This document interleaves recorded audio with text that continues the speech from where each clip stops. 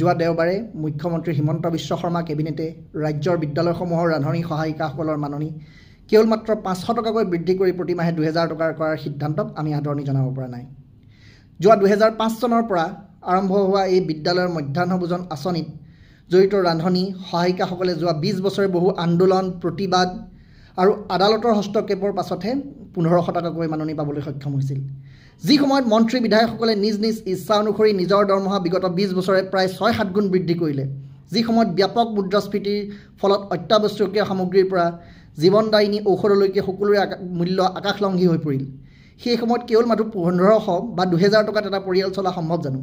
মুখ্যমন্ত্ৰী ডাঙৰীয়া, আমি আপোনাক প্ৰশ্ন কৰিব বিচাৰিছোঁ, একেখিনি কামৰ বাবে কেৰালা ৰাজ্যত, তামিলনাডুত বা বেলেগ এখন ৰাজ্যত যদি ৰান্ধনি সহায়িকাসকলে প্ৰতি মাহে 10,000 টকা, 12,000 টকা, 8,000 টকা মাননি পাব পাৰে, অসমৰ ৰান্ধনিসকলৰ সৈতে এই বৈষম্য কিয়? আপুনি সততে দেখোন কৈ থাকে তেওঁলোক চৰকাৰী চাকৰিয়াল, তেওঁলোকে আন্দোলন কৰিব নোৱাৰে, তেওঁলোকে অৰুণোদয় আঁচনিও নাপায়। তেন্তে তেখেতসকলক চৰকাৰী চাকৰিয়ালসকলৰ দৰে ন্যূনতম যিখিনি মৰ্যাদা, ন্যূনতম যিখিনি সুবিধা সেয়া প্ৰদান নকৰে কিয়? আমি ক'ব বিচাৰিছোঁ মধ্যাহ্ন ভোজন কৰ্মীসকলৰ প্ৰতি এয়া চৰম অন্যায়, এয়া তেওঁলোকৰ প্ৰতি এক চৰম শোষণ, এয়া এক মুক্ত শোষণ।